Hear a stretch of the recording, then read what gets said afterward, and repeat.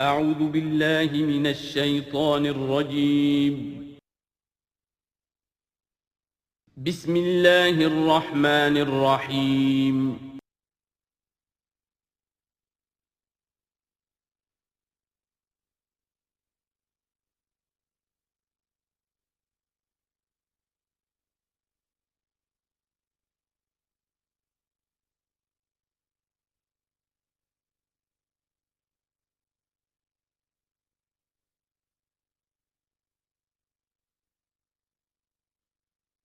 الحمد للہ وکفی والصلاة والسلام علی عباده الذین اصطفى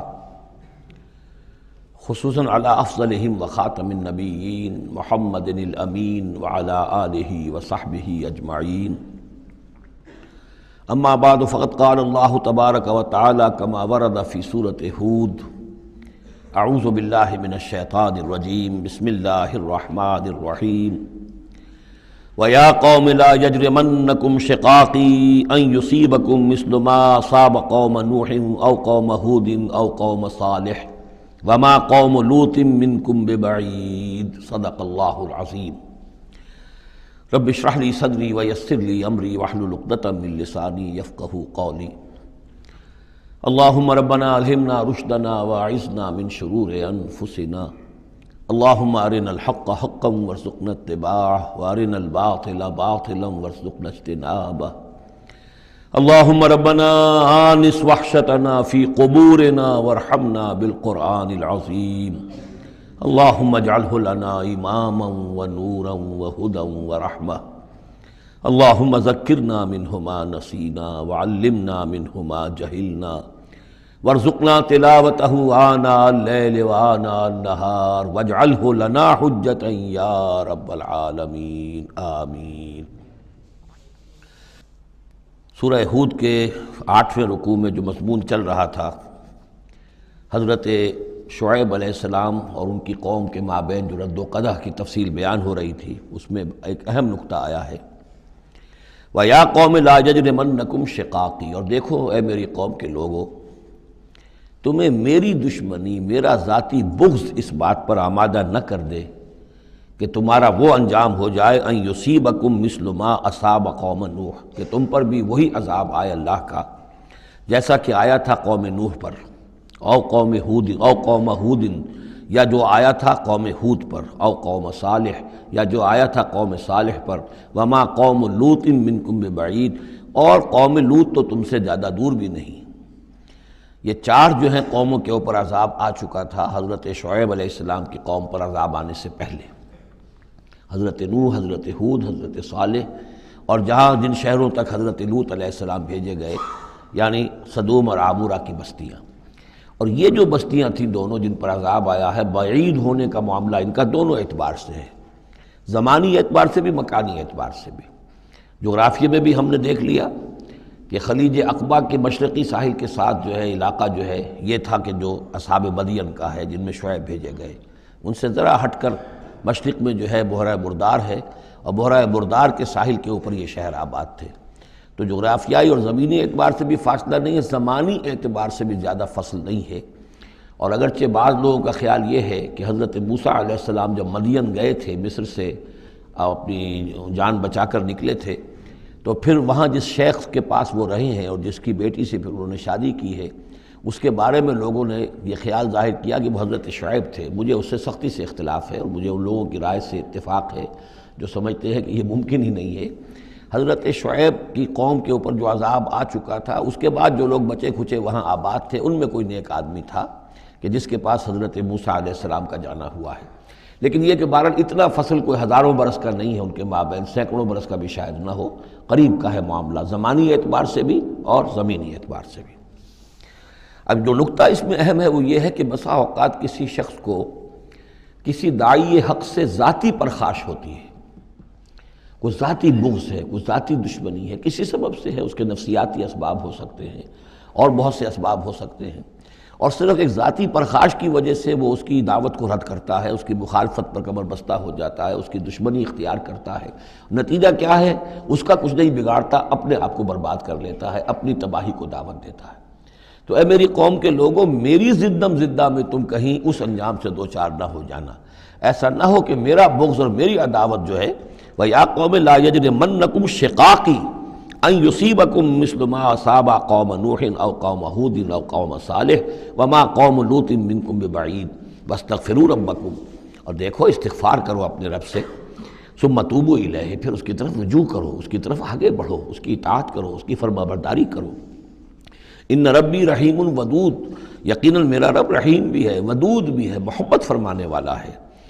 قالوا یا شعیب ما نفقہ کثیرا مما تقول، انہوں نے کہا کہ اے شعیب تم جو کچھ کہتے ہو اس کی اکثر بات تو ہماری سمجھ میں نہیں آتی، کیا کہہ رہے ہو تم؟ یعنی یہ کہ ذہنوں کے سانچے اتنے بگڑ گئے ہوتے ہیں کہ سیدھی بات ان میں فٹ بیٹھتی نہیں۔ ما نفقہ کثیرا مما تقول وانا لنراک فینا ضعیفا، ہم تو یہ دیکھ رہے ہیں کہ تم ہمارے اندر کوئی طاقتور آدمی نہیں ہو، کمزور سے آدمی ہو، ہم تو دیکھتے ہیں کہ تمہارے پاس کوئی قوت نہیں ہے۔ لولا رہتک، اگر نہ ہوتا تمہارا خاندان، لرجمناک، تو ہم تجھے کبھی کا سنسار کر چکے ہوتے۔ اب یہ بات بہت اہم ہے اس وقت، اصل میں یہ جو صورت مکی نازل ہو رہی ہیں، جو حضور کی دعوت اور تحریک جس دور سے گزر رہی تھی اور جو کچھ ہو رہا تھا، وہ اس کا ایک عکس سابقہ انبیاء اور رسل کے حالات میں بھی جو ہے تو وہ اسی دور کی مناسبت سے وہی باتیں نمایاں کی جاتی ہیں۔ یعنی جو تکرار ہوئی ہے ان رسولوں کے حالات کی، وہ تکرار محض نہیں ہے، بلکہ ہر جگہ پر جس دور میں وہ صورت نازل ہو رہی ہے جن میں ان کا تذکرہ ہو رہا ہے، اس دور میں جو خاص مسائل ہیں کہ جو درپیش ہیں محمد الرسول اللہ صلی اللہ علیہ وسلم اور آپ کے صحابہ کو، تو ان کے مناسبت سے جو ہدایت ہے، دل جوئی ہے، مسلمانوں کے لیے رہنمائی ہے، وہ حصہ ان رسولوں کی تعلیمات اور تاریخ کا بیان کیا جاتا ہے۔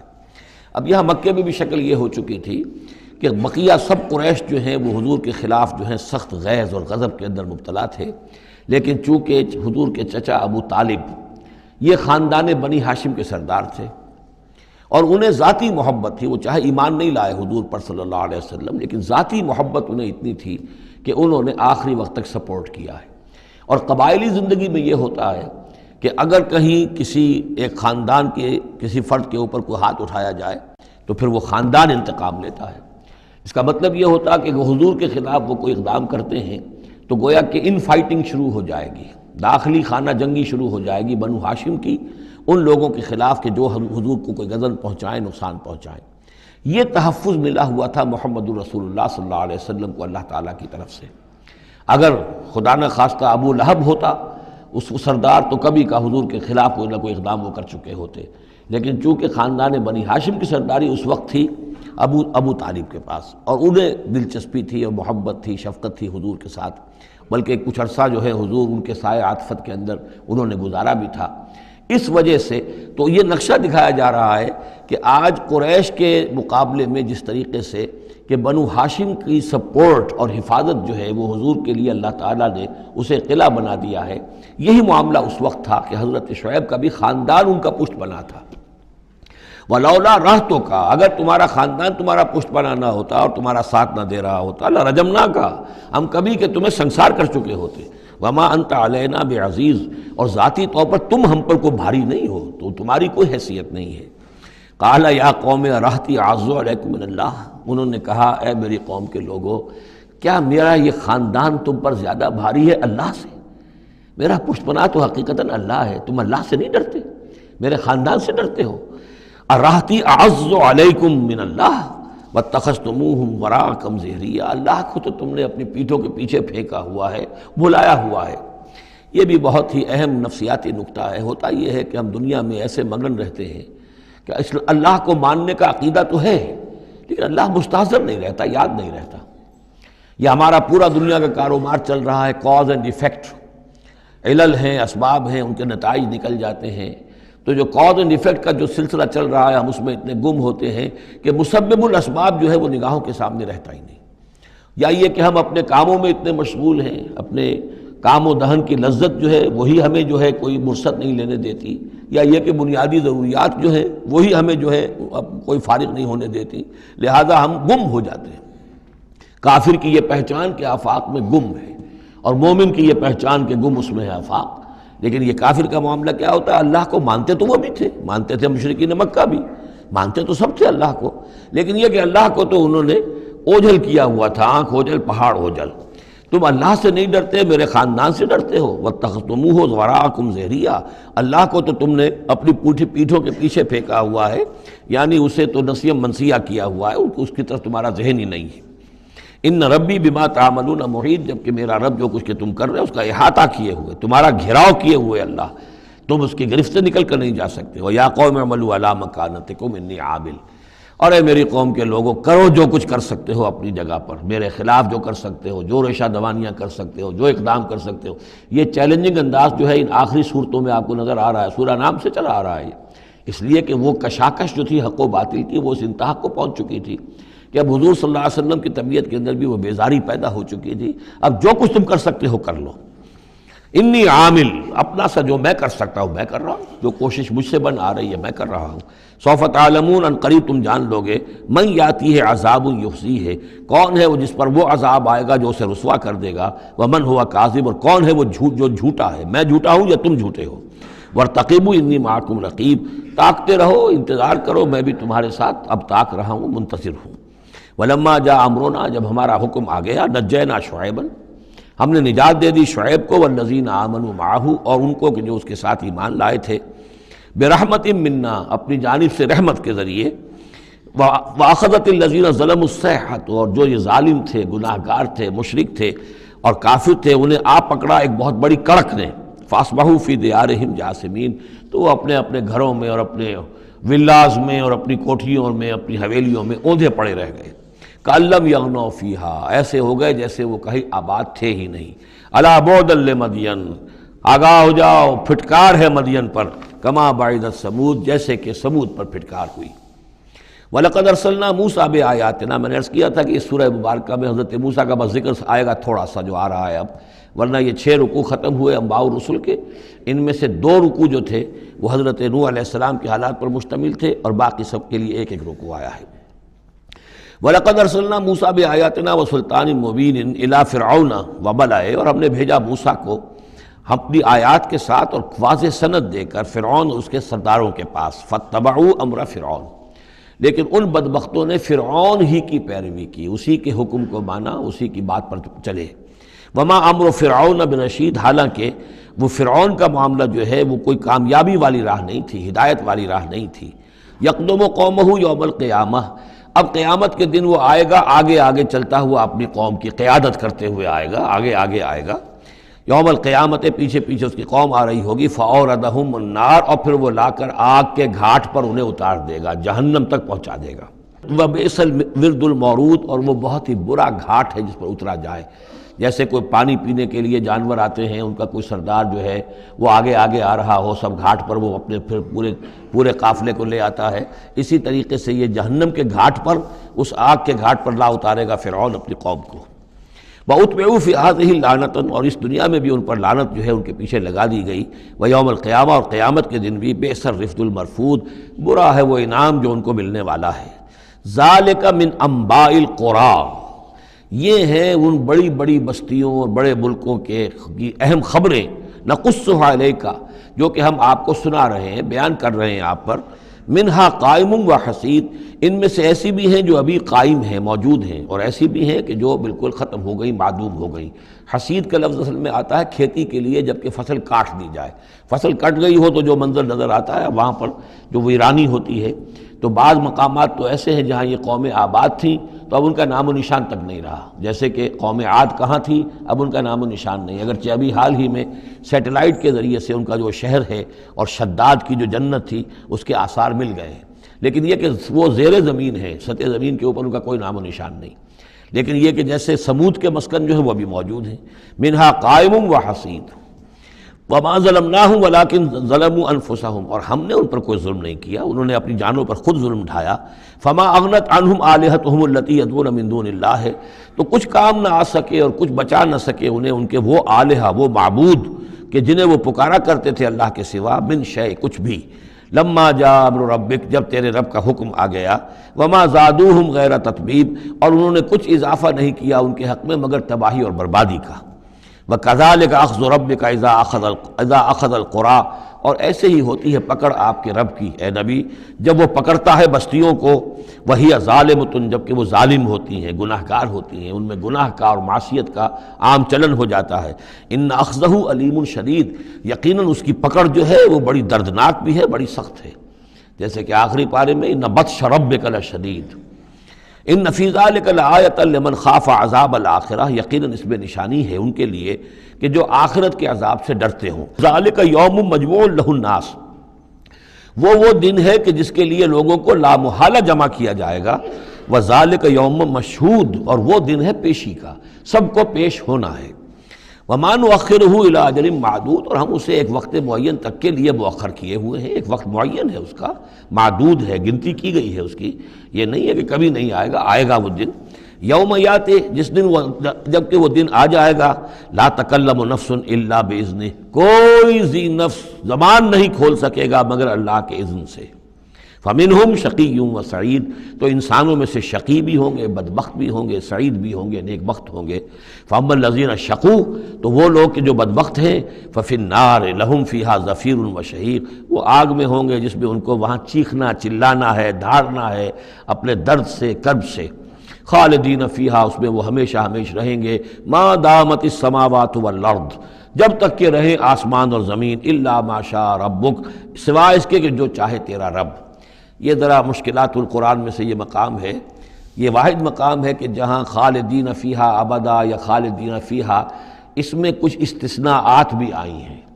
کہ کب تک یہ رہے گا، جہنم کب تک رہے گی، ما دامت السماوات والارض، جب تک آسمان اور زمین رہیں۔ اب اس سے مراد ابدیت بھی ہو سکتی ہے، اور اس میں کوئی اشارہ بھی ہو سکتا ہے کہ شاید کبھی کوئی وقت آئے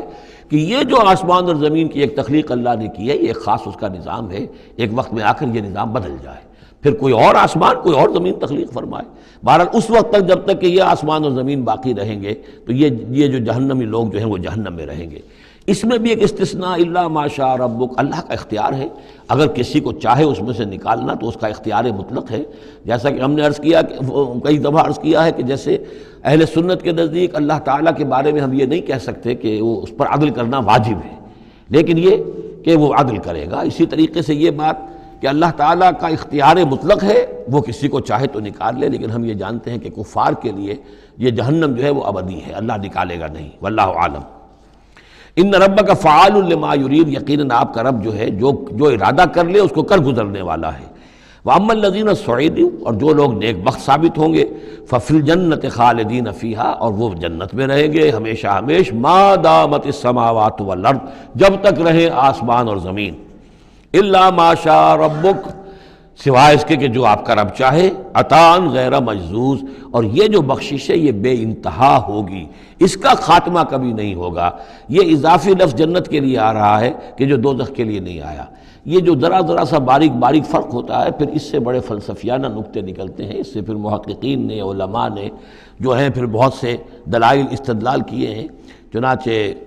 حافظ ابن تیمیہ رحمہ اللہ اور شیخ ابن عربی دونوں کی ایک رائے ہے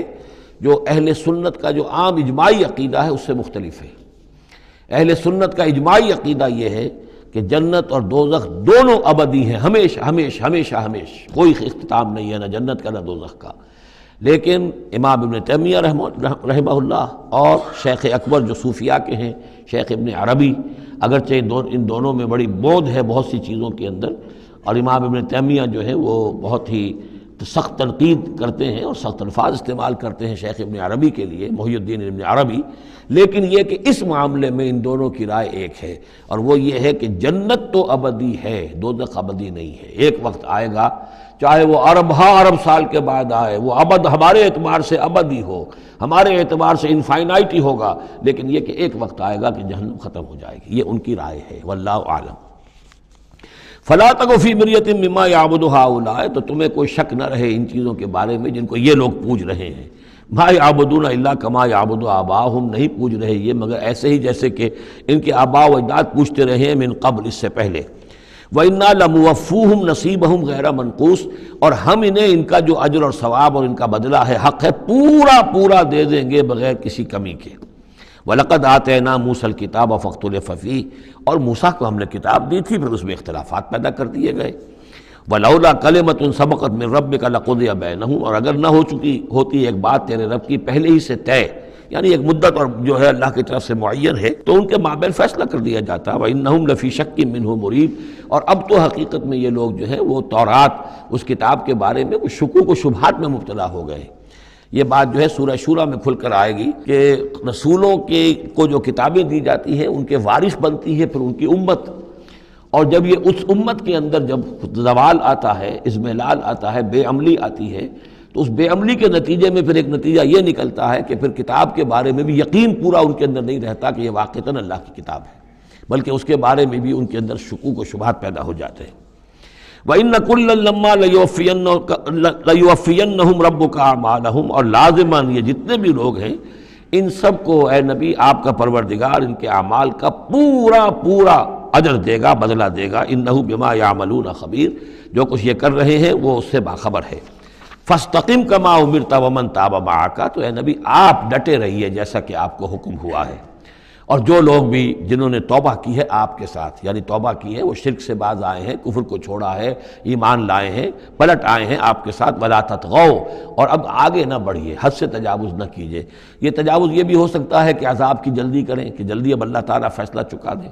تجاوز یہ بھی ہو سکتا ہے کہ کہیں غصے میں آ جائیں اور لوگوں کی مخالفت کے اوپر جو ہے وہ اپنا جو حلم جو ہے اس کا دامن ہاتھ سے چھوڑ بیٹھے، تو یہ مختلف چیزیں ہو سکتی ہیں۔ اِنَّهُ بِمَا تَعْمَلُونَ بَصِيرٌ، جو کچھ تم کر رہے ہیں اسے بھی اللہ دیکھ رہا ہے، جو کچھ وہ کر رہے ہیں اسے بھی دیکھ رہا ہے، اس کو ان کی سزا دے گا، تمہیں تمہارا اجر و ثواب دے گا۔ وَلَا تَرْكَنُوا إِلَى الَّذِينَ ظَلَمُوا، اور دیکھو ان ظالموں کی طرف کوئی جھکاؤ پیدا نہ ہو جائے تمہارے اندر، رشتہ داری کی وجہ سے، دوستی کی وجہ سے، تمہاری ان کے ساتھ جو پرانے مراسم چلے آ رہے ہیں، اگر کہیں اس کی وجہ سے تم ان کے ساتھ جھک جاؤ گے، فَتَمَسَّكُمُ النَّارُ، تو تمہیں بھی آگ پکڑ لے گی۔ وَمَا لَكُم مِّن دُونِ اللَّهِ مِنْ أَوْلِيَاءَ، اور پھر تمہیں اللہ سے بچانے والے کوئی حمایتی نہیں ہوں گے، ثُمَّ لَا تُنصَرُونَ، پھر تمہاری مدد نہیں کی جائے گی۔ وَأَقِمِ الصَّلَاةَ طَرَفَيَ النَّهَارِ وَزُلَفًا مِّنَ اللَّيْلِ، اور اے نبی نماز کو قائم رکھیے۔ اب یہ سارے خطابات آپ دیکھ رہے ہیں کہ بظاہر واحد کے صیغے میں حضور سے ہو رہے ہیں، لیکن یہاں پر خطاب امت سے ہے، مسلمانوں سے ہے، حضور کی وساطت سے اہل ایمان جو ہے وہ مخاطب ہیں۔ نماز قائم رکھو، دن کے دونوں طرف، فجر ہے ادھر مغرب ہے یا عصر ہے، یہ نہار کا دو طرف جو ہے وہ تو فجر اور عصر شمار ہوں گے۔ وَزُلَفًا مِّنَ اللَّيْلِ، اور کچھ ٹکڑے رات کے، اب مغرب عشاء کو بھی ہم شمار کر سکتے ہیں رات میں، تو اس طریقے سے یہ مختلف شروع میں جیسے اوقات آئے ہیں تو ان میں ابھی پوری طریقے سے 5 نمازوں کا نظام نہیں تھا، وہ تو سن 11 نبوی میں جبکہ یہ معراج ہوئی ہے اس وقت پھر 5 نمازوں کا نظام آیا ہے، ورنہ پورے مکی دور کے 10 برس بلکہ 10.5 برس تک وہ نمازوں کا نظام ایسا ہی تھا کہ کبھی صبح شام کی بات کہہ دی ہے، صبح شام کرو، اور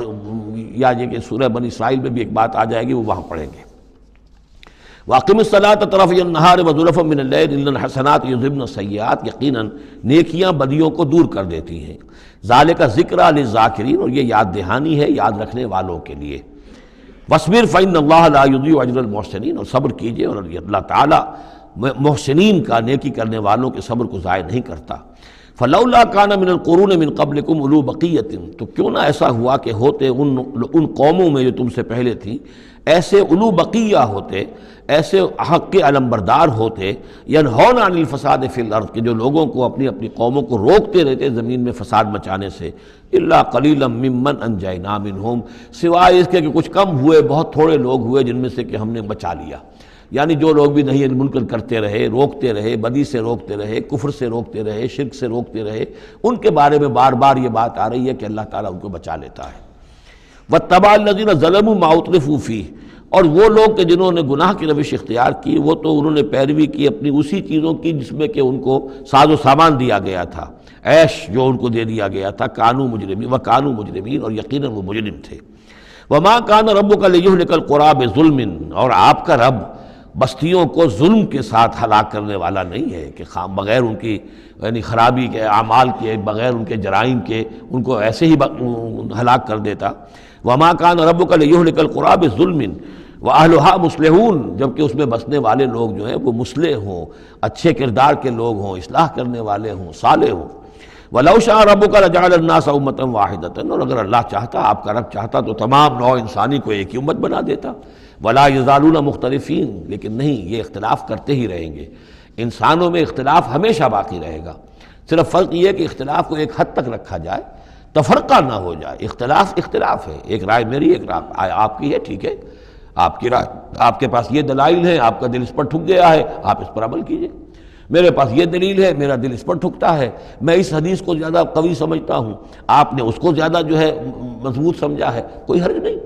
میں بھی قرآن و سنت سے استدلال کر رہا ہوں، آپ بھی قرآن و سنت سے استدلال کر رہے ہیں۔ امام ابو حنیفہ نے بھی کیا ہے تو وہیں سے استدلال کیا ہے، امام شافعی نے بھی کیا، تو اختلاف ہے۔ تفرقہ نہ ہو کہ تم اور، من دیگرم تو دیگری، میں اور ہوں تم اور ہو، یہ تفرقہ جو ہے وہ کفر ہے۔ لیکن اختلاف لا یزالون مختلفین، وہ تو یہ ہے کہ گلہائے رنگا رنگ سے ہے رونق چمن، اے ذوق جہاں کو ہے زیب اختلاف سے۔ اختلاف جو ہے منوٹنی اگر دنیا میں ہو تو طبیعت انسان کی محتاج ہے، یہاں تو یہ کہ رنگا رنگی ہو، تنوع ہو، تو اس سے ہی انسان جو یہاں کی جو زیبائش ہے اور رونقیں ہیں۔ ولا یزالون مختلفین الا من رحم ربک، سوائے اس کے کہ جس پر تیرا رب رحم فرما دے۔ ولذالک خلقہم، اللہ نے بنایا ہی اسی حساب سے ہے ان کو۔ دو افراد کے مزاج ایک نہیں ہے، دو افراد کے انگوٹھوں کی وہ یہ نشان ایک نہیں، لکیریں ایک جیسی نہیں ہیں، ان دو انسانوں کی شکلیں ایک جیسی نہیں ہیں، یہ تو اللہ تعالیٰ نے بنایا ہے تخلیق کے اندر۔ اب جینز کسی کے کچھ ہیں، کسی کے کچھ ہیں، کسی میں کچھ جو ہے اور اثرات آ رہے ہیں، کسی میں کسی اور طرح کے اثرات آ رہے ہیں۔ الناس کالمعادن، اور یہ تمام انسان بھی معدنیات کی طرح ہیں، تو اس طرح ہی اللہ تعالیٰ نے جو پیدا کیا ہے وہ ایک جیسی شے تو نہیں پیدا کی۔ وَتَمَّتْ كَلِمَةُ رَبِّكَ لَأَمْلَأَنَّ جَهَنَّمَ مِنَ الْجِنَّةِ وَالنَّاسِ أَجْمَعِينَ، اور تیرے رب کی یہ بات پوری ہو کر رہے گی کہ میں پر کر کے رہوں گا جہنم کو جنوں سے اور انسانوں سے، سب سے۔ یعنی اس نے جنت بنائی ہے، اس کو بھی اس نے آباد کرنا ہے اہل حق کے ذریعے سے، جہنم بھی تو بنا رکھی ہے، اس کا ایندھن بھی اسے درکار ہے۔ تو اس دنیا کے اندر جو کفار ہیں، مشرکین ہیں، گناہ گار ہیں، جو عیاشیاں کر رہے ہیں، بدماش ہیں اور جو ظالم ہیں، یہ ظاہر بات ہے کہ جہنم کے لیے ایندھن ہے جو اللہ نے فراہم کیا ہے۔ وَكُلًّا نَقُصُّ عَلَيْكَ مِنْ أَنْبَاءِ الرُّسُلِ، اب یہ وہ اصطلاح آ گئی جس کا میں بار بار ذکر کر رہا تھا، انباء الرسل۔ اور یہ سب چیزیں جو ہم بیان کر رہے ہیں محمد آپ پر، یہ رسولوں کی بڑی اہم خبروں میں سے ہیں۔ حضرت نوح، حضرت ہود، حضرت صالح، حضرت لوط، حضرت شعیب، حضرت موسیٰ، یہ حالات جو بیان کر رہے ہیں، من انباء الرسل ما نثبت بہ فؤادک، اور یہ اس لیے تاکہ اس کے ذریعے سے آپ کے دل کو جما دیں، مضبوطی دیں۔ یعنی جو کچھ آپ پر اور آپ کے ساتھی اہل ایمان پر آج بیت رہی ہے، یہ کوئی نئی بات نہیں ہے، ہمیشہ یہی ہوا ہے۔ ہمارے رسول جب بھی آئے ایسی مخالفت ہوئی ہے، اسی طرح کی انہوں نے مشقتیں جھیلی ہیں۔ حضرت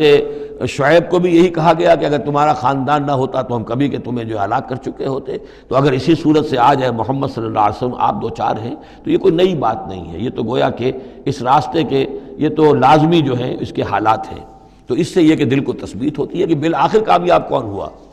آیا حضرت شعیب کی قوم کامیاب ہوئی یا حضرت شعیب کامیاب ہوئے؟ تو بالآخر کامیابی اے نبی آپ کی اور آپ کے ساتھیوں کی ہے۔ وَجَاءَكَ فِي هَذِهِ الْحَقُّ، اور اس قرآن میں یا اس سورہ مبارکہ میں آپ کے پاس حق آ گیا ہے، وَمَوْعِظَةٌ، اور نصیحت آ گئی ہے، وَذِكْرَىٰ، اور یاد دہانی آ گئی ہے، لِلْمُؤْمِنِينَ، اہل ایمان کے لیے۔ وَقُلْ لِلَّذِينَ لَا يُؤْمِنُونَ، اور کہہ دیجئے ان لوگوں سے جو ایمان نہیں رکھتے، اعملوا علی مکانتکم،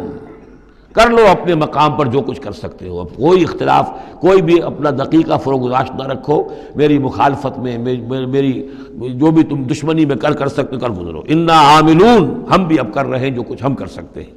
وانتظروا انا منتظرون، تم بھی انتظار کرو کہ اللہ تعالیٰ کیا فیصلہ سناتا ہے اور آخری بات کیا آتی ہے، اور ہم بھی منتظر ہیں۔ وَلِلَّهِ غیب السماوات والارض، اور اللہ ہی کے لیے ہے آسمانوں اور زمین کا تمام چھپی باتیں اور تمام چھپے خزانے۔ وَإِلَيْهِ يُرْجَعُ الْأَمْرُ كُلُّهُ، اور کل کا کل معاملہ بالآخر اسی کی جانب لوٹا دیا جائے گا۔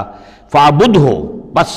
اسی کی بندگی اور پرستش کیجئے، وَتَوَكَّلْ عَلَيْهِ، اور اسی پر توکل کیجئے، آپ کا اعتماد اور بھروسہ اسی کی ذات پر ہو۔ وَمَا رَبُّكَ بِغَافِلٍ عَمَّا تَعْمَلُونَ، اور یقیناً آپ کا رب غافل نہیں ہے اس سے کہ جو آپ کر رہے ہیں۔ یہاں اللہ کے فضل و کرم سے سورہ ہود مکمل ہوئی۔ جیسا کہ میں نے عرض کیا تھا کہ یہ جو سلسلہ شروع ہوا 14 صورتوں کا،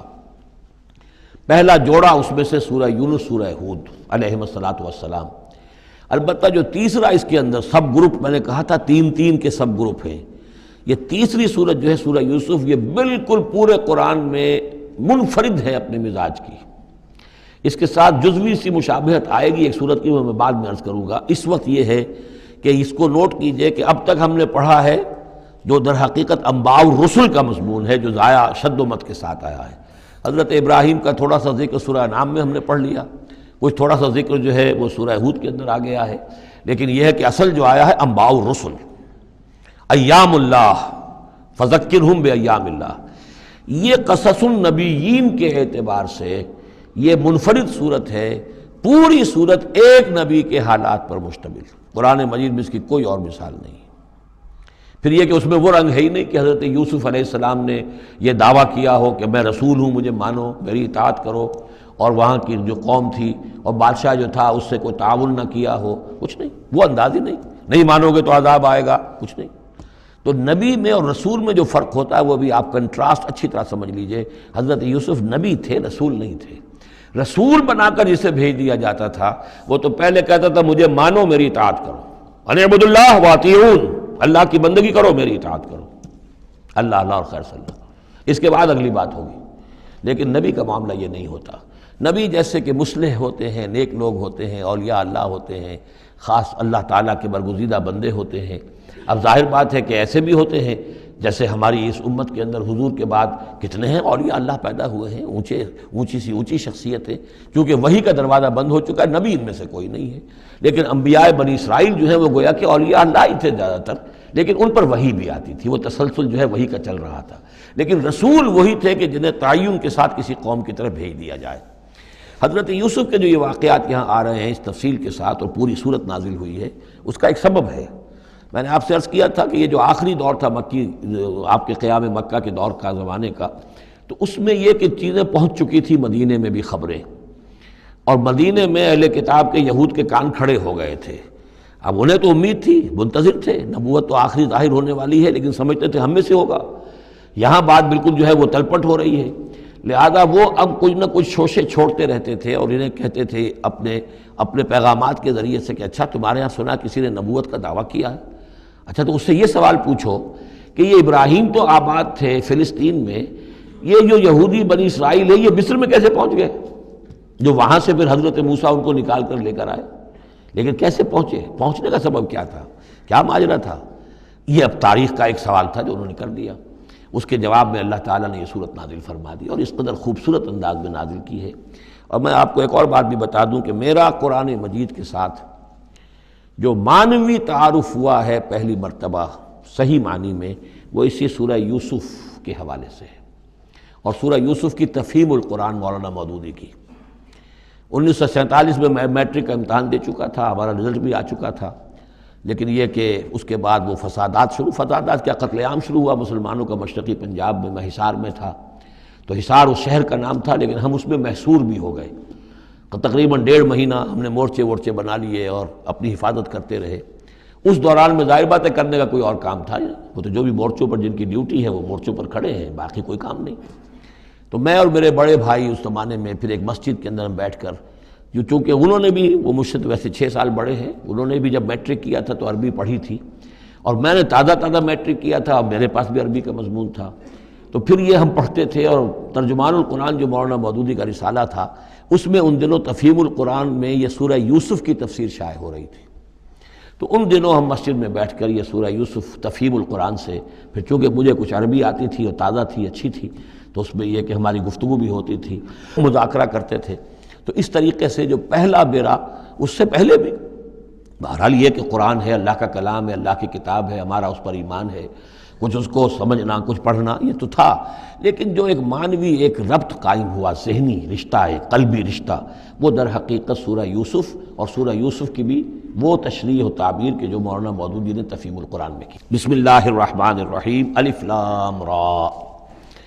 تلک آیات الکتاب المبین، یہ ایک روشن آیات کی کتاب کی آیات ہیں۔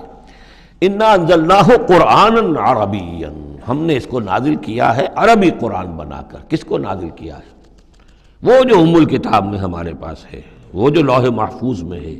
اس کو ہم نے اتارا ہے اب محمد پر، تو قرآن عربی بنا کر اتارا ہے۔ لعلکم تعقلون، تاکہ اے عربو، اے عرب کے رہنے والو، اے امیین کہ جن کی طرف اولین بعثت ہمارے رسول کی ہوئی ہے، تم اچھی طرح سمجھ سکو۔ نحن نقص علیک احسن القصص، اے نبی ہم آپ پر بیان کرنے لگے ہیں بہترین بیان۔ یہ قصص نہیں ہے، قصص ہوتا قاف کے زیر کے ساتھ تو قصے کی جمع ہوتا کہ بہترین قصہ ہم آپ کو سنا رہے ہیں، نہیں، احسن القصص، قصص جو ہے یہ یہاں پر یہ مصدر ہے، بہترین بیان، ہم آپ کے سامنے بہترین بیان پیش کر رہے ہیں، بما اوحینا الیک ھذا القرآن، اس قرآن کے ساتھ جو ہم نے آپ کی طرف وحی کیا ہے، وَإِن كُنتَ مِن قَبْلِهِ لَمِنَ الْغَافِلِينَ، اور یقیناً آپ اس سے پہلے، اس قرآن میں اس قصے کے آنے سے پہلے، قرآن میں اس بیان کی آمد سے پہلے، وحی سے پہلے آپ یقیناً بالکل ناواقف تھے، غافل تھے، آپ کو کچھ معلوم نہیں تھا کہ یہ حضرت یوسف کیسے وہاں پہنچے اور بنی اسرائیل کیسے پہنچ گئے۔ اس قال یوسف لأبیہ، حضرت یعقوب علیہ السلام کی ایک تو بڑی بیوی تھی، ان سے 10 بیٹے تھے، بڑے تھے، جوان تھے، پھر ایک چھوٹی بیوی تھی، ان سے یہ 2 بیٹے تھے، یوسف بڑے ان میں سے اور بنیامین چھوٹے، 12 بیٹے تھے ان کے یہ۔ اس قال یوسف لأبیہ، یاد کرو جب کہ کہا تھا یوسف نے اپنے والد سے، حضرت یعقوب سے، یا ابت، ابا جان، انی رأیت 11 کوكبا، میں نے دیکھا ہے 11 ستارے، والشمس والقمر، اور سورج اور چاند، رأیتہم لی ساجدین، کہ وہ مجھے سجدہ کر رہے ہیں، میرے سامنے جو ہے سجدے میں ہیں۔ قال یا بنی لا تقصص رؤیاک علی اخوتک، حضرت یعقوب علیہ السلام نے اس بات کو سمجھ لیا کہ یہ 11 بھائی اور یہ میں ماں باپ، ہمارا کوئی خاص معاملہ ہونے والا اس بیٹے کے ساتھ، اور اللہ تعالیٰ اس بیٹے کی کوئی خاص فضیلت ظاہر کرنے والا ہے، لہذا فرمایا کہ یہ اپنا بیان لا تقصص رؤیاک علی اخوتک، اپنے بھائیوں کے سامنے بیان نہ کر دینا، فیکیدوا لک کیدا، تو وہ تمہارے خلاف کو سازش کریں گے، اس لیے کہ ان میں پھر حسد کی آگ بھڑک اٹھے گی، اور وہ سوچیں گے کہ اللہ تعالیٰ نے یہ فضیلت اگر کوئی رکھی تو ہماری بجائے وہ اس یوسف کے لیے رکھی ہے، تو اس سے کہ تمہیں کوئی غضب پہنچ جائے گا۔ ان شیطان للانسان عدو مبین، یقیناً شیطان تو انسان کا کھلا دشمن ہے ہی۔ وَكَذَلِكَ يَجْتَبِيكَ رَبُّكَ وَيُعَلِّمُكَ مِن تَأْوِيلِ الْأَحَادِيثِ، اور اسی طریقے سے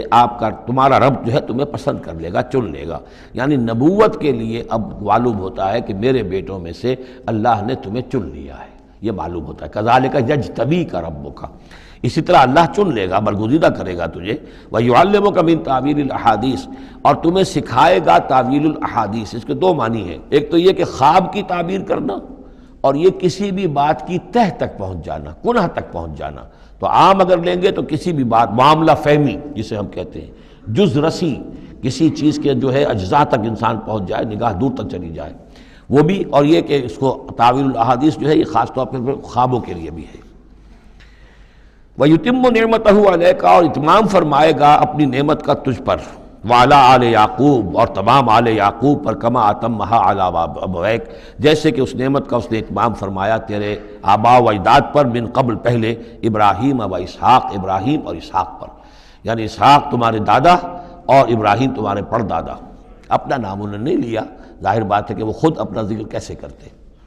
ان ربک علیم حکیم، یقیناً تیرا رب جو ہے وہ علیم ہے اور حکیم ہے۔ لقد کان فی یوسف و اخوتہ آیات للسائلین، یقیناً حضرت یوسف اور ان کے بھائیوں کا جو واقعہ ہوا، جو ماجرا ہوا،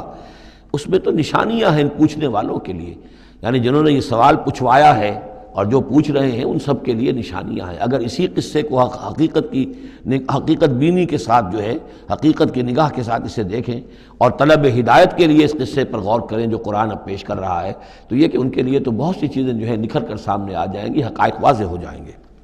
اذ قالوا لیوسف واخوہ احب الی ابینا منا ونحن عصبہ، جبکہ انہوں نے کہا کہ یوسف اور اس کا بھائی بنیامین احب الی ابینا منا، یہ ہمارے والد کو زیادہ محبوب ہیں ہم سے زیادہ محبت ان دونوں سے، ونحن عصبہ، جبکہ ہم ایک بڑی جماعت ہیں، طاقتور، بڑے تھے، جوان تھے، 10 تھے، اور ظاہر بات ہے قبائلی زندگی میں تو آپ کو معلوم ہے کہ بازو جو ہوتے ہیں، بیٹے جوان جو ہوں وہی تو اصل میں طاقت کی بنیاد ہوتے ہیں، جس کے جتنے بازو ہیں اتنا ہی وہ صاحب عزت ہے۔ تو ہم ہیں 10 جوان اور یہ 2 چھوٹے، محبت ان سے زیادہ ہو رہی ہے۔ انا ابانا لفی ضلال مبین، یقیناً ہمارے ابا جان کچھ بہک سے گئے، معلوم ہوتا ہے کچھ سٹھیا گئے۔ اقتلوا یوسف، قتل کر دو اس یوسف کو، اب اطرحوہ ارضا، یا اسے کہیں دور کسی ملک کے اندر پھینک دو، اسے جلا وطن کر دو، یخلو لکم وجہ ابیکم، تاکہ تمہارے والد کی جو توجہات ہیں، عنایات ہیں، تمہاری طرف ہو جائیں۔ اس کی طرف سے ہٹ کر جو ساری عنایات کا مرکز اور منبع بنا ہوا یوسف، تو یہ جب یہاں نہیں رہے گا، یہ کانٹا نکل جائے گا، تو پھر یہ ہے کہ وہ عنایات جو ہیں حضرت یعقوب کی وہ ہمارے حصے میں آئیں گی۔ وَتَكُونُوا مِن بَعْدِهِ قَوْمًا صَالِحِينَ، یہ کڑوا گھونٹ تو کر گزرو پھر بعد میں نیک بن جانا، یعنی دل میں ملامت بھی ہے، ضمیر کہہ رہا کیا کرنے لگے ہو، کیا سوچ رہے ہو، ایک اپنے بھائی کو قتل کرنا چاہتے ہو۔ لیکن یہ کہ پھر یہ کہ انسان جو ہے اپنے آپ کو جب کوئی نفس سے، جیسے کہ ہم سورہ مائدہ میں پڑھا ہے فَطَوَّعَتْ لَهُ نَفْسُهُ قَتْلَ أَخِيهِ، قابیل کے نفس نے اسے آمادہ کر ہی لیا اپنے بھائی کے قتل کرنے پر۔ تو اب ان لوگوں کا بھی جو ہے ضمیر ملامت جب کر رہا تھا تو ان کا ٹھیک ہے بھائی یہ تو کر گزرے ہیں اب، لیکن اس کے بعد نیک ہو جائیں گے، توبہ کر لیں گے، پھر کفارہ بھی ادا کر دیں گے، پھر جس طرح بھی ہوگا تلافی بھی کر دیں گے اپنے اس جرم کی۔ قال قائل منهم لا تقتلوا یوسف، کہا ان میں سے ایک کہنے والے نے نہیں قتل نہ کرو یوسف کو، یہ یہودا تھے جو سب سے بڑے بیٹے تھے، اور یہیں سے لفظ یہودی بنا ہے، سب سے بڑے بیٹے حضرت یعقوب کے یہودا، اور یہ شریف النفس تھے ان میں۔ انہوں نے کہا نہیں قتل مت کرو۔ وَأَلْقُوهُ فِي غَيَابَةِ الْجُبِّ، ہاں کسی جو باولیاں پچھلے زمانے میں ہوتی تھی، کنواں نہیں اصل میں کہنا چاہیے، باولیاں اب پتہ نہیں بہت سے لوگ جانتے نہیں ہوں گے، وہ ایک بہت گہرا سا جو ہے وہ کھودتے تھے تاکہ پانی تک پہنچ جائے، اور پھر جہاں پانی کی سطح ہوتی تھی اس کے آس پاس طاقچے بنے ہوتے تھے، تو ان طاقچوں میں سے غیابت الجب، ان میں سے کسی میں اس کو ڈال داؤ تاکہ پھر کوئی رسی نیچے پھینکے گا اور کوئی قافلہ آئے گا، اس کا کوئی پانی لینے والا آئے گا، یہ اس رسی کو پکڑ کر اوپر چلا جائے گا، وہ قافلہ اپنے ساتھ لے جائے گا جہاں جا رہا ہوگا، تو ہماری جان چھوٹے گی، تو ہم قتل کے مجرم نہیں ہوں گے۔ وَأَلْقُوهُ فِي غِيَابَةِ الْجُبِّ يَلْتَقِطْهُ بَعْضُ السَّيَّارَةِ، لے جائے گا اس کو، کوئی اٹھا لے جائے گا، کوئی قافلہ۔ ان کنتم فاعلین، اگر تم کرنے ہی والے ہو، یعنی اگر تم تل گئے ہو۔ اب ظاہر بات ہے کہ باقی 9 بھائی اگر تلے ہوئے تھے تو بڑے بھائی کی کچھ بس نہیں گئی، اس نے کہا اچھا کم سے کم یہ کرو قتل تو نہ کرو، اس کو کسی کنویں کی کسی باولی کے طاقچے کے اندر رکھاؤ۔ قالوا یا ابانا ما لک لا تمنا علی یوسف وانا لہ لناصحون، اب انہوں نے کہا کہ ابا جان کیا وجہ ہے کہ آپ ہم پر بھروسہ نہیں کرتے یوسف کے معاملے میں، کبھی ہم پر اعتماد نہیں کرتے، ہمارے پاس اکیلا نہیں چھوڑتے، اسے کیا مسئلہ ہے؟ وَإِنَّا لَهُ لَنَاصِحُونَ، ہم تو اس کے بڑے خیرخواہ ہیں۔ أَرْسِلْهُ مَعَنَا غَدًا، کل ذرا ہمارے ساتھ بھیجیے، ہم جا رہے ہیں شکار کے لیے جا رہے ہیں، تو غدن بھیج دیجئے۔ یرتع یلعب، وہ بھی چرے چگے گا، کھائے پیے گا، درختوں کے اوپر چڑھے گا، کھیلے گا، کودے گا، اور کوئی پھل ول کھائے گا، یرتع جیسے چرنا چگنا، ویلعب اور کھیلے گا، وَإِنَّا لَهُ لَحَافِظُونَ، ہم اس کی حفاظت کرنے والے ہیں۔ قال انی لیحزننی، حضرت یعقوب نے فرمایا مجھے اس کا بڑا اندیشہ ہے، تشویش ہے، ان تذهبوا به، کہ تم اسے لے جاؤ، واخاف ان یاکلہ الذئب، اور مجھے اندیشہ یہ ہے کہ کہیں اس سے بھیڑیا نہ کھا جائے، وانتم عنہ غافلون، اور تم اس سے غافل ہو، کہیں تم تو اپنے دندوں میں لگ جاؤ، منہمک ہو جاؤ، وہ کہیں اکیلا رہ جائے، کوئی بھیڑیا آ کر اسے کھا جائے۔ قالوا لئن نکلہ الذئب ونحن عصبہ انا اذا لخاسرون، ابا جان کیا بات کر رہے ہیں، اگر انہیں اسے بھیڑیا کھا جائے جبکہ ہم ایک جوان گروہ ہیں، ہم 10 آدمی ہیں، ہماری پوری ٹیم ہے، جماعت ہے، تو پھر تو ہم تو بڑے نکمے لوگ ہوئے، بڑے خسارے والے لوگ ہوئے۔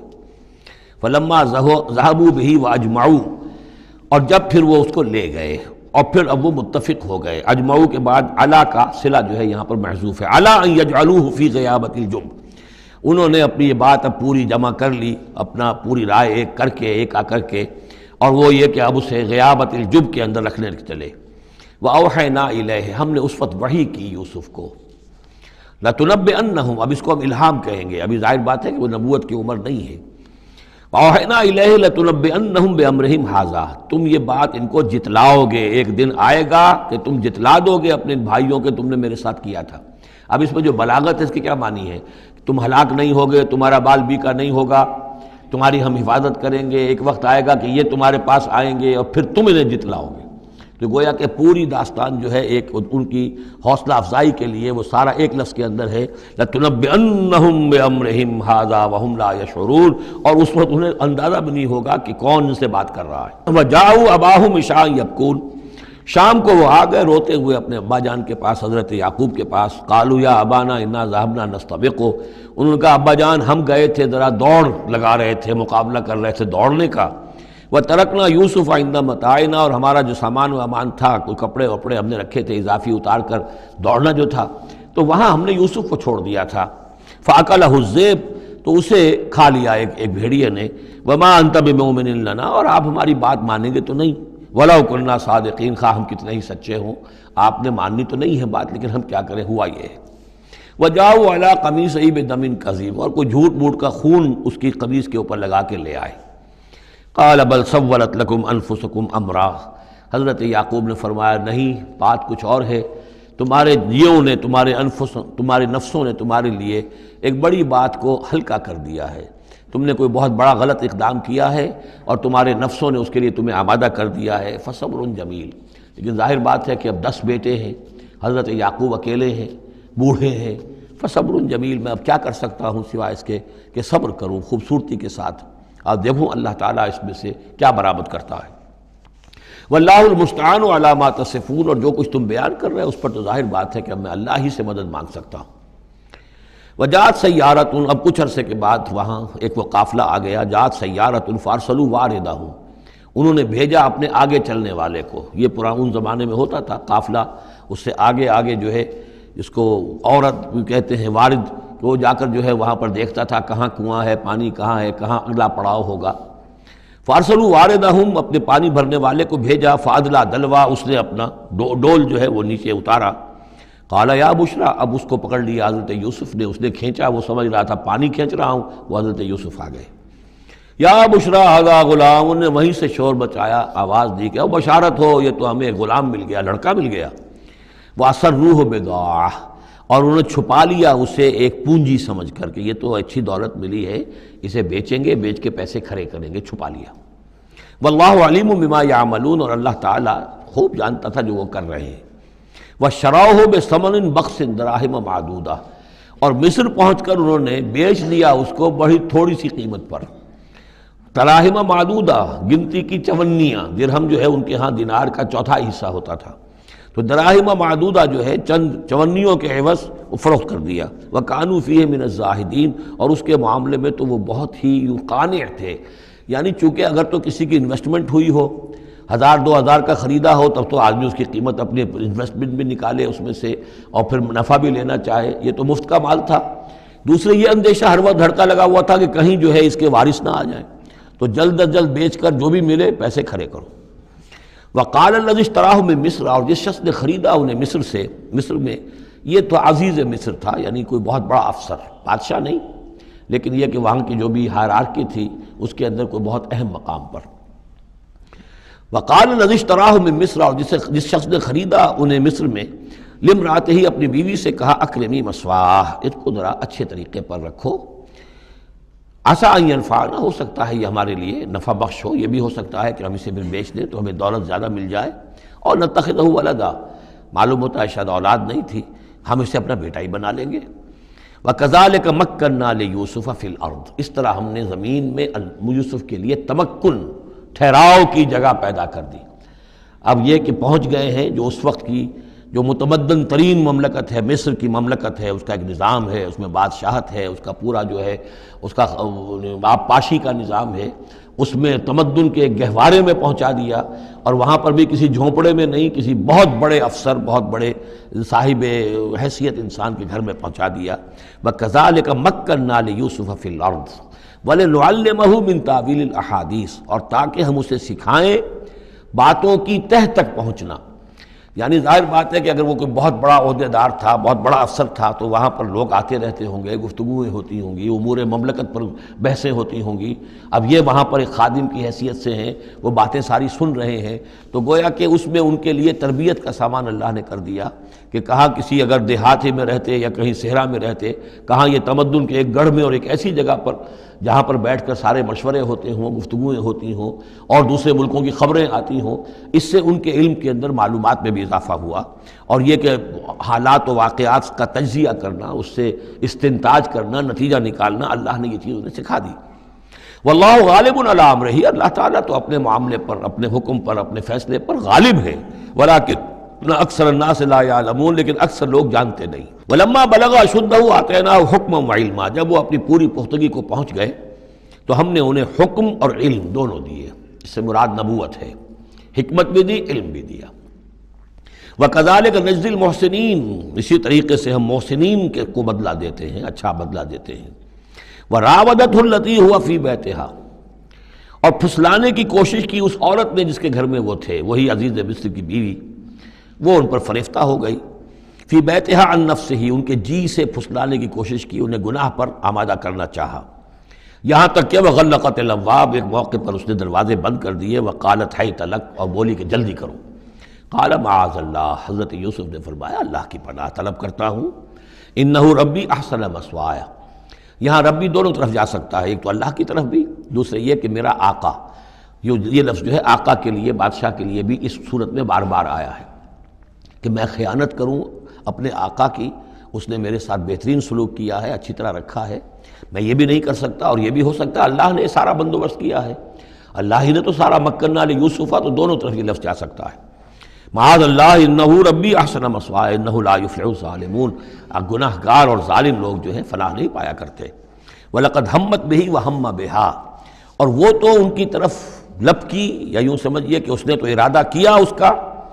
وَهَمَّ بِهَا لَوْلَا أَن رَأَىٰ بُرْهَانَ رَبِّهِ، اور وہ بھی کرتا اگر نہ دیکھ لیتا اپنے رب کی ایک دلیل، یعنی یہ کہ یوسف جوان بھی تھے، یوسف جو ہے پھر بہرحال انسان تھے، طبع بشری کی بنیاد پر ان کے اندر بھی وہ ایک داعیہ پیدا ہو سکتا تھا، لیکن اللہ تعالیٰ کا خاص انتظام یہ ہوا کہ کوئی خاص اس وقت اللہ نے انہیں اپنی ایسی نشانی دکھائی، برہان دکھائی۔ روایات میں یہ آتا ہے کہ دیوار پر حضرت یعقوب علیہ السلام کی شکل ظاہر ہوئی اور وہ انگلی سے اشارہ کر رہے تھے کہ باز رہنا، تو یہ تورات کے اندر ہے۔ تو بہرحال قرآن مجید بھی کوئی اس کی یعنی نفی نہیں ہے اس میں، بلکہ ہو سکتا ہے رَأَىٰ بُرْهَانَ رَبِّهِ، تو یہ اللہ کی طرف سے یہ بات دکھا دی گئی ہو، یہ کوئی انہونی بات نہیں۔ اور یہ ایک بات کو وَلَقَدْ هَمَّتْ بِهِ وَهَمَّ بِهَا، تو یہاں پہ لولا رَأَىٰ بُرْهَانَ، وہ بھی بڑھتے ہیں، یعنی یہ کہ یہ چیزیں جو ہیں بہرحال جہاں تک فطرت انسانی کا تقاضا ہے اس میں ثابت قدم رہنا آسان کام نہیں ہے۔ كَذَٰلِكَ لِنَصْرِفَ عَنْهُ السُّوءَ، اور یہ اس لیے کہ ہم پھیر دیں اس سے بدی کا رخ، والفحشاء، اور بے حیائی کا، ہم نے خاص اہتمام کیا حضرت یوسف علیہ السلام کی عفت و عصمت کی حفاظت کی۔ انہ من عبادنا المخلصین، یقیناً وہ ہمارے بڑے مخلص بندوں میں سے تھے۔ یہ مخلص اور مخلص کا فرق نوٹ کر لیجئے، مخلص اس میں فاعل ہے، خلوص کرنے والا، اور مخلص وہ جس کو خالص کر لیا گیا ہو۔ اللہ کے مخلص بندے وہ ہیں جن کو اللہ نے اپنے لیے خالص کر لیا، تو یہ اللہ کے خاص بندے، چہیتے بندے مخلص ہیں جنہیں اللہ نے اپنے لیے خالص کر لیا ہے۔ واستبق الباب، وہ دونوں دوڑے دروازے کی طرف، یعنی حضرت یوسف علیہ السلام نے اس کی نیت بری دیکھی اور دیکھا کہ وہ تلی ہوئی ہے، اس کے اوپر شیطان کا بھوت سوار ہے، تو وہ دروازے کی طرف لپکے کہ میں بھاگ جاؤں، پیچھے وہ دوڑی۔ قالت وقدت قمیصہ من دبر، اور دوڑ میں اس میں یہ ہوا کہ اس نے جو پیچھے سے پکڑنے کی کوشش کی حضرت یوسف کو، تو ان کا کرتا جو ہے اس کے ہاتھ میں آ گیا اور وہ پھٹ گیا۔ حضرت یوسف دوڑ رہے ہیں، پیچھے سے وہ کرتے کا دامن جو ہے پھٹ گیا۔ وہ الفیا سیدہا لدى الباب، اور اچانک ہو سکتا ہے غیر متوقع طور پر، وقت ایسا نہ ہو عام طور پر آنے کا، اس کا جو شوہر تھا، اس کو دونوں نے دیکھا کہ وہ دونوں دروازے کے اوپر وہ موجود ہے۔ پایا ان دونوں نے اس کے شوہر کو، اس کے سردار کو، اس کے آقا کو، اس کے شوہر کو لدى الباب، دروازے کے پاس۔ قالت ما جزاء من اراد باہلک سوءا، اب دیکھیے یہ ہے وہ کہ جو عورت کے جو چلتر جس کو کہتے ہیں مشہور، فوراً جو اس نے پیترا بدلا ہے، اس نے کہا اپنے شوہر سے مخاطب ہو کر، بڑا سوچو کیا سزا ہونی چاہیے اس شخص کی جو تمہاری بیوی کے ساتھ بدکاری کا ارادہ کرے، یعنی یہ کہ یہ جو یوسف ہے یہ مجھ پر گویا کہ مجرمانہ حملہ کرنا چاہتا تھا اور میں نے اپنے آپ کو بچایا ہے۔ قالت ما جزاء من اراد باہلک سوءا الا ان یسجن، اس کی سوا کیا سزا ہو سکتی ہے کہ اسے جیل میں ڈال دیا جائے، اور عذاب العلیم، یا اسے کوئی اور دردناک عذاب دیا جائے۔ اب ظاہر ہے اپنے دفاع کے لیے حضرت یوسف کو کچھ نہ کوئی بیان تو دینا تھا۔ قال ہی راودتنی عن نفسی، انہوں نے صاف بیان کر دیا کہ خود اس نے مجھے گناہ پر آمادہ کرنا چاہا تھا اور پھسلانا چاہا تھا مجھے میرے جی سے۔ وشہد شاہد من اہلہا، اب یہ کہ وہاں کوئی اور تھا، کوئی شخص کہ جو تھا اس عورت، وہ زلیخا اس کا نام آتا ہے تورات میں، قرآن میں کہیں نہیں ہے، امراۃ العزیز تو آتا ہے، اس عزیز کی بیوی، بڑے افسر کی بیوی، لیکن یہ کہ اس کا کوئی رشتہ دار بھی وہاں آن موقع پر موجود تھا، تو اس نے قرائن کی جو گواہی ہوتی ہے، سرکمسٹانشل ایویڈنس، اس کی بات کی۔ انہوں نے کہا کہ اگر تو اس کا کرتا پھٹا ہوا ہو، شاہد شاہد من اہلہا، اس عورت کے عزیزوں رشتہ داروں میں سے گواہی دینے والے نے ایک نے گواہی دی، اگر اس کا کرتا پھٹا ہوتا سامنے سے، فصدقت، تو وہ سچی ہوتی، وہو من الکاذبین، اور یہ جھوٹا ہوتا۔ یعنی اگر کوئی مرد حملہ کر رہا ہے اور عورت اپنا تحفظ کر رہی ہے اور اس میں جو ہے کہیں کرتا پھٹتا ہے مرد کا تو وہ سامنے کا حصہ پھٹے گا۔ وَإِنْ كَانَ قَمِيصُهُ قُدَّ مِنْ دُبُرٍ، اور اگر اس کی قمیص ہے پھٹی ہوئی پیچھے سے، فَكَذَبَتْ، تو وہ جھوٹی ہے، وَهُوَ مِنَ الصَّادِقِينَ، اور وہ سچا ہے۔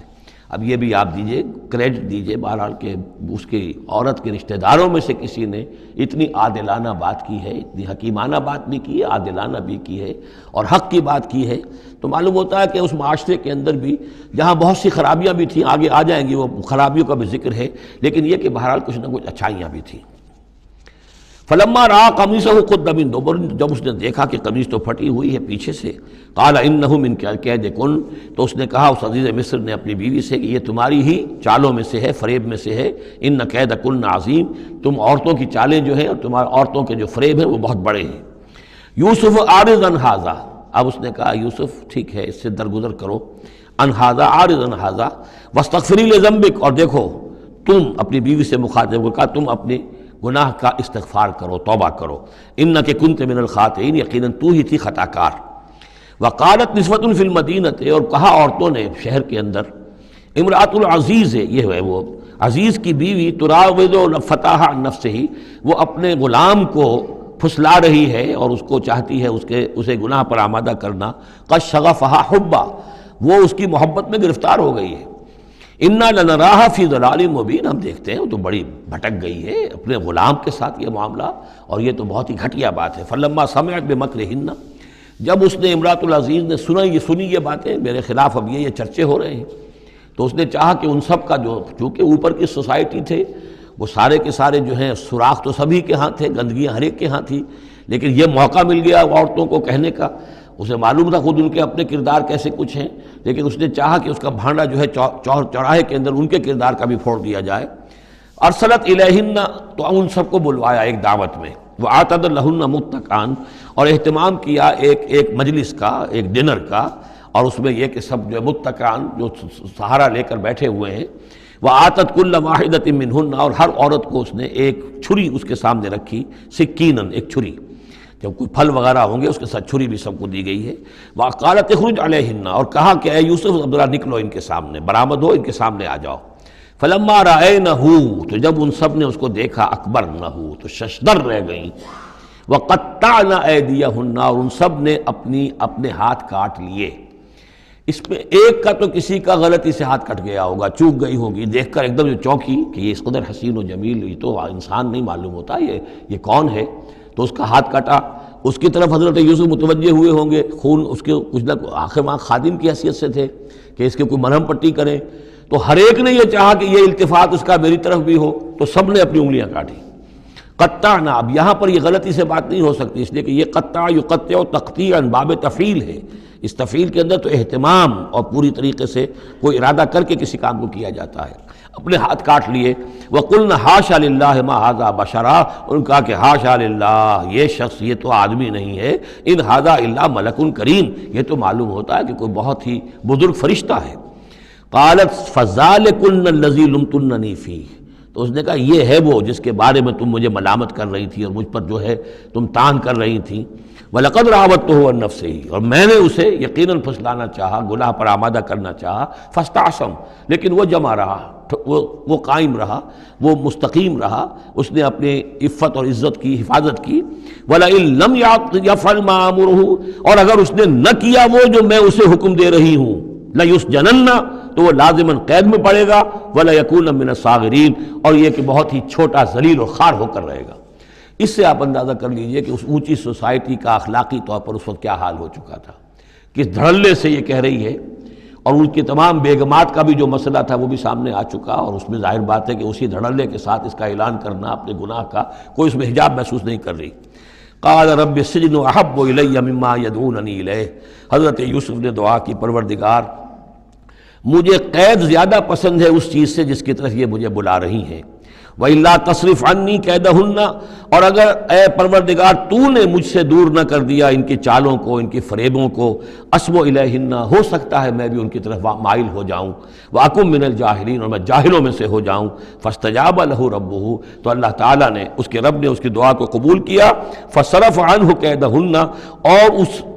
ان سب کی عورتوں کی جو چالیں تھیں ان سے ان کو بچا لیا۔ انہ هو السمیع العلیم، یقیناً وہی ہے سننے والا اور جاننے والا۔ ثم بدا لہم من بعد ما رأوا الآیات، پھر یہ بات ان پر واضح ہو گئی، منکشف ہو گئی جب یہ ساری نشانیاں دیکھ لیں۔ لیسجننہ حتی حین، کہ عافیت اسی میں ہے کہ کچھ عرصے کے لیے اسے جیل میں ڈال دیا جائے۔ پبلک سیفٹی کا معاملہ یہی ہے، مصلحت عامہ کا تقاضا یہی ہے۔ ہم اپنی عورتوں کو تو سنبھال کے نہیں رکھ سکتے، لیکن پبلک سیفٹی کے لیے اس کو جیل میں ڈال دینا چاہیے۔ بارک اللہ لی ولکم فی القرآن العظیم ونفعنی وإیاکم بالآیات والذکر الحکیم۔